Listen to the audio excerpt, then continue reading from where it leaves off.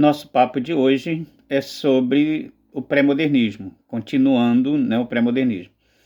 Dentro do pré-modernismo, em vídeos anteriores, já falamos sobre Augusto dos Anjos, que é um caso único na nossa literatura, né, é o poeta do pré-modernismo, e já falamos de maneira comparativa do Monteiro Lobato e do Lima Barreto. Hoje falaremos de Euclides da Cunha e Graça Aranha. Vamos só lembrar, né, que o pré-modernismo ele retrata o período do finalzinho dos anos 1800, né, os primeiros anos da República, e o início dos anos 1900. Nesse período, né, nessa fase, podemos dizer que o homem sertanejo, né, a população de modo geral, né, sertaneja, estava esquecida pelo governo, né? Se é que algum dia a população sertaneja foi lembrada, né, nesse período ela estava esquecida ao extremo. As pessoas, né, o homem sertanejo, entenda o homem aqui não o elemento do sexo masculino, mas os habitantes, né, daquela região, eles eram considerados naquele momento um empecilho ao desenvolvimento do país. Era assim que o governo olhava para eles, tá? Como um impedimento ao desenvolvimento do país. Por conta da estagnação cultural, né? Por conta de uma série de fatores que os mantinham ali, né? Presos ao seu território, sem chance de qualquer progresso, de qualquer evolução, e o governo ausente, né? O Estado não estava presente, por exemplo, em Canudos, né? Que é a cidade onde ocorre a chamada Guerra de Canudos, né? Que gera o livro Os Sertões do Euclides da Cunha. Esses sertanejos, então, entregues à própria sorte, eram vítimas de epidemias, eram vítimas de uma série de coisas por lá. Nesse período também estava se discutindo o ciclo migratório, a miscigenação do povo, né, todo esse processo.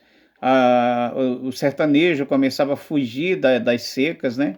Não começava, isso já era um problema, mas se intensifica esse processo, que mais tarde vai aparecer em livros como o 15, de Raquel de Queiroz, como Vidas Secas, de Graciliano Ramos. Bom, Euclides da Cunha, né, como eu já costumo dizer, em nenhum momento eu vou cobrar datas, mas a gente precisa das datas para se localizar na história, né, porque todo texto tem uma data, todo texto é escrito dentro do contexto em que seu autor viveu. E aí o Euclides da Cunha, período de vida, né, 1866 a 1909. Bom, ele é jornalista do jornal Estado de São Paulo e o jornal envia para Canudos para cobrir a chamada Guerra de Canudos. A Guerra de Canudos, vamos lembrar que foi uma das maiores estupidez, né, de tantas estupidezes que nós tivemos, tantos casos de estupidez que nós tivemos na história brasileira. Canudos, né, sem dúvida alguma, foi um dos maiores, né? A história acontece a partir do momento em que Antônio Conselheiro, considerado um estranho, um fanático religioso, né, é chamado pelos seus seguidores de Beatinho, ele, em seu processo de caminhada, chega a Canudos, ocupa o povoado, né? O povoado era um povoado discreto, pouquíssimos habitantes, e o Antônio Conselheiro se instala ali numa fazenda chamada Belo Monte, e Canudos praticamente torna-se Belo Monte. A cidade cresce tanto, né, num período curto, que ela chega a ser passa a ser a segunda cidade mais populosa, perdendo apenas para Salvador, né, na Bahia. Qual é a estratégia do Antônio Conselheiro? Todo esse pessoal excluído, né, que vive peregrinando em busca de comida, tentando sobreviver, o Antônio Conselheiro vai acolhendo essa galera. E essa turma vai se instalando nessa fazenda, nessa área lá chamada Belo Monte. E aí essas pessoas se ajudam, né? Eles são muito pobres, são miseráveis, que estão lutando pela sobrevivência. Eles são acolhidos pelo Antônio Conselheiro e junto com os seus seguidores, né, que vai se tornando uma comunidade grande, essa comunidade vai ajudando a fazer as casinhas desse pessoal que está chegando. Então, assim, dezenas de casinhas eram feitas por dia, a cada dia se faziam dezenas de casinhas, né, porque havia um padrão, né, para as casas. Essas casas eram feitas com pau a pique, né, e sapê, aquelas vara, pedaços de árvores, né, galhos de árvores, e aquele era amarrado com cipó e depois se jogava barro. Então, assim, várias casinhas eram feitas ao mesmo tempo, né?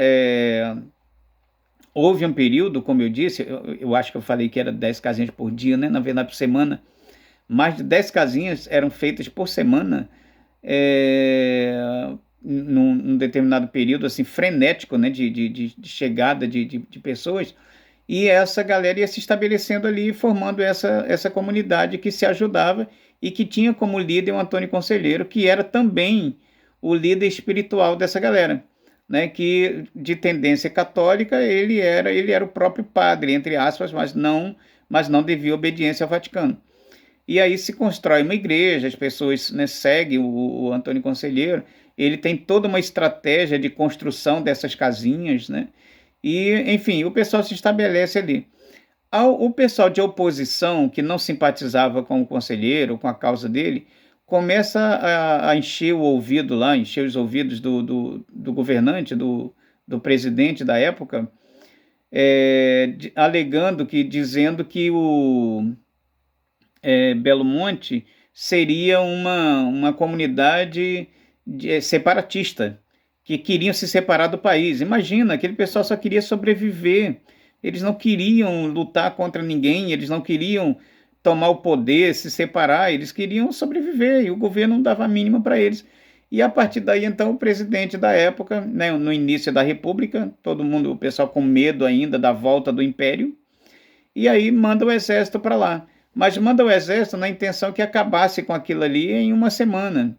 E Antônio Conselheiro e seu pessoal resiste por 2 anos. É uma resistência bonita, o sertanejo resistindo. E o Euclides da Cunha ele é enviado justamente para cobrir essa guerra. E tem um dado interessante que o Euclides da Cunha ele se coloca nitidamente a favor do povo. Ele deveria se manifestar imparcialmente, né, de forma imparcial, como jornalista, mas ele não aguenta aquilo, ele acha um absurdo o que está acontecendo e ele faz a cobertura defendendo lá o povo, né, ele toma o lugar, né, o partido do povo, digamos assim, e vai contra o governo. E o pessoal vai mandando tropas e o Antônio Conselheiro vai colocando seus homens, observando em pontos estratégicos, matam esses soldados, tomam as armas, tomam os uniformes, e aí em pouco tempo o Antônio Conselheiro tem um grupo fortemente armado, né, com as armas do próprio exército, com os uniformes do próprio exército, porque a turma do Conselheiro conhecia bem aquela região. O exército estava chegando ali, né? Então eles se colocavam em pontos estratégicos e conseguiam ir vencendo cada tropa. Então o governo ia mandando uma outra tropa, porque aquela morreu, ou debandou, né, ou fugiu, e mandava outra, e eles iam, né, eliminando o soldado, pegando uniforme, pegando arma e ficando mais poderosos. Em contrapartida, o exército atacava com mais força, e esse absurdo todo levou 2 anos. Tá? É o exército brasileiro, né, não é a primeira vez que faz isso, nem única, que mata o seu próprio povo. Né? O exército brasileiro é um dos poucos que é especializado em matar seu próprio povo. Nós vamos ver isso em Canudos, nós vamos ver isso em outros momentos da história, nós vamos ver isso no golpe de 64, e nós estamos vendo isso agora, né, no momento em que o país está numa pandemia e quem está no comando do Ministério da Saúde é um general que sequer tem formação médica. Né? Então é o Exército sempre prestando esse antisserviço ao seu próprio povo, né? Ao invés de defender as fronteiras, defender o país. Essa é a função do Exército. Né? Bom, então os sertões é dividido em três partes, né? O Euclides da Cunha divide a terra, o homem e a luta. Então ele descreve a terra, depois ele descreve o homem sertanejo, depois ele faz uma narrativa, né, dessa luta idiota, né, que acontece lá e que resistem por 2 anos. Depois, o outro autor é o Graça Aranha. O Graça Aranha é um escritor maranhense. Período de vida dele, 1868 a 1931. O Graça Aranha, ele escreve o principal livro dele, Canaã, tá? E Canaã conta a história dos imigrantes alemães no Espírito Santo. Tá? Começa o processo de imigração, né, europeia para o Brasil. Nós estamos num período, assim, em anos que antecedem a Primeira Guerra, e muitos europeus estão fugindo para cá, né, para tentar sobreviver aqui. É o inverso, né, do que acontece hoje, as pessoas tentando ir para a Europa. Naquele momento eram as pessoas vindo da Europa para cá, da Ásia para cá, né, da África para cá, de outras partes das Américas para cá. Enfim, e aí os alemães chegam e são enviados para explorar o Espírito Santo. O Espírito Santo até então era ocupado apenas uma pequena faixa do litoral. E chegam os alemães, e aí Dom Pedro II envia essa galera, né, quando eles chegam ainda nesse período de Dom Pedro II, e o imperador envia esses alemães para explorar as terras, a Serra do Espírito Santo, justamente porque o clima da Serra Capixaba se aproximava do clima alemão. Né? Ele não ia mandar os caras para o Nordeste, evidentemente, né? Eles não iam, embora um certo general pense que no Norte e Nordeste tem temperatura do Polo Norte, mas não é, sabemos que não é, né? Que a temperatura é bem quente por lá. E aí esses alemães são distribuídos, né? Enviados para explorar a região de Serra do Espírito Santo.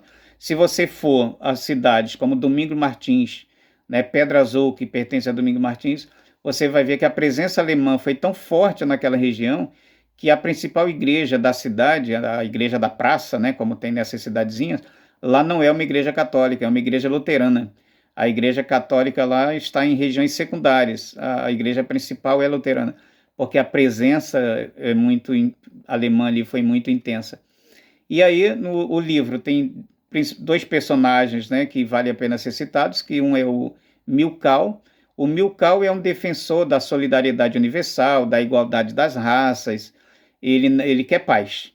E o outro personagem, o Lentz, ele é defensor da superioridade ariana, ele é um fanático, defensor da raça pura ariana, e a abordagem é feita, então, nesse sentido, né? Essa luta do Milkau, não querendo guerra, querendo unir a todos, querendo juntar a todos, querendo paz, e o Lentz defendendo essa suposta raça pura ariana.